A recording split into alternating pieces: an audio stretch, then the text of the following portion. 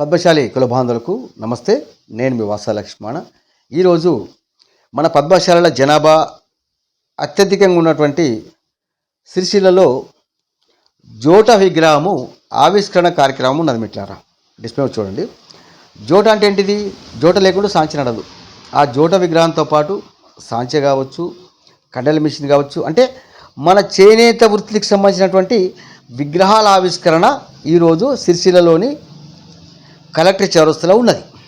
ఈ సందర్భంగా ఆ విగ్రహాలను ఏర్పాటు చేయడంతో పాటు ఈరోజు ప్రారంభోత్సవానికి వస్తున్నటువంటి కాంగ్రెస్ నాయకులకు, అధికారులకు, మన పద్మశాలి నాయకులకు అందరికీ కూడా పేరు పేరున మన పద్మశాలి సమాజం పక్షాన, పద్మశాలి జేఏసీ పక్షాన, పద్మశాలి జేఏసీ టీం పక్షాన హృదయపూర్వకంగా ధన్యవాదాలు.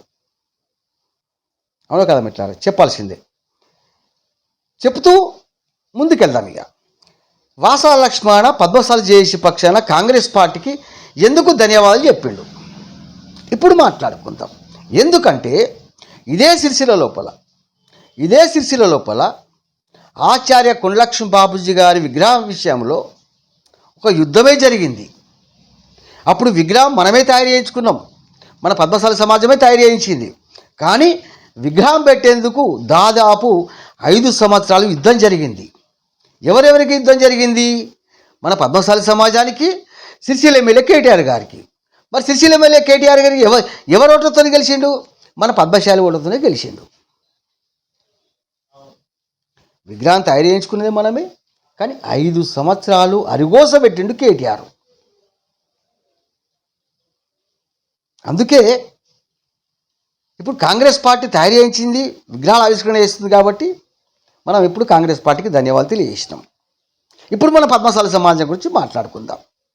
పద్మశాలి కుల బాంధవులారా, సిరిసిల్లకు తలమానికంగా నేతన్న విగ్రహం ఉన్నది. కొండలక్ష్మి బాపూజీ విగ్రహాన్ని ఒక యుద్ధం చేసి మనం పెట్టుకున్నాం. ఇప్పుడు జోట విగ్రహం ఏర్పాటవుతున్నది. మార్కండేయ మందిరాన్ని చాలా గొప్పగా భక్తితో పునర్నిర్మాణం చేసుకుంటున్నాం. పద్మశాలి సంఘాన్ని కూడా పటిష్టంగా తయారు చేసుకుంటున్నాం. మనము జనాభా ఎక్కడున్నది, కానీ అధికారం మాత్రం మన చేతిలో లేదు.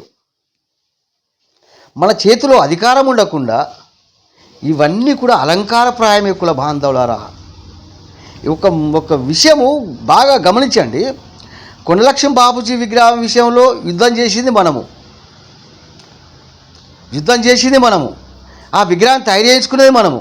కానీ విగ్రహం ఆవిష్కరణ ఎవరు చేసిండు? విగ్రహం పెట్టనివ్వ అని చెప్పినా కేటీఆర్ ఆవిష్కరణ చేసిండు. ఇప్పుడు జోట విగ్రహాలు ఎవరి? మనవి, మన కులవృత్తివి. మన కులవృత్తికి సంబంధించిన విగ్రహాలు ఏర్పాటు చేస్తే ఆ విగ్రహాలు ఆవిష్కరణ చేసేది ఎవరు విగ్రహ ఆవిష్కరణ చేసేది? పద్మశాలి నాయకుల, పద్మశాలి సోదరుల భాగ్యాలు. మీరు ఖచ్చితంగా మాట్లాడుకుందాం. నేను పద్మశాలి మిత్రులందరికీ చెప్తున్నా, ఇప్పటికే Padmashali JAC team channel subscribe చేయకపోయి ఉంటే వెంటనే సబ్స్క్రైబ్ చేయండి. మన సమాజం గురించి చాలా మాట్లాడుకోవాల్సిన అవసరం ఉంది. ఈ విగ్రహావిష్కరణకి ఎవరు వస్తున్నారు? తుమ్మల నాగేశ్వరరావు. ఎంత సిగ్గుచేటంటే, గతంలో చేనేత మంత్రిగా ఎవరున్నారు? కేటీఆర్. ఇప్పుడు చేనేత మంత్రిగా ఎవరున్నారు? తుమ్మల నాగేశ్వరరావే. వృత్తి మనది, పనిచేసింది మన మీద పెత్తనం చెలాయించి మాత్రం పద్మశాలి కానివాడు. ఎవరు వస్తున్నారు? తుమ్మల నాగేశ్వరరావు గారు, పొన్నం ప్రభాకర్ గారు, అడ్డూరి లక్ష్మణ్ గారు, ఆది శ్రీనివాస్ గారు వస్తున్నారు. వీళ్ళెవరు కూడా పద్మశాలి కాదు, కానీ విగ్రహాలు మాత్రం మనయే. కుల వృత్తి మనదే. కులబాంధవులారా, ఒక సిరిసిల్ల విషయంలోనే కాదు, ప్రతి ప్రాంతంలోని పద్మశాలి మిత్రులు ఆలోచించండి. మన జనాభా ఉన్నది, మన ఓటు బ్యాంక్ ఉన్నది. మనం భక్తితోని మార్కండేయ మందిరాలు కట్టుకుంటున్నాం, నేతన్న విగ్రహాలు పెట్టుకుంటున్నాం, కొండలక్ష్మి బాపూజీ విగ్రహాలు పెట్టుకుంటున్నాం.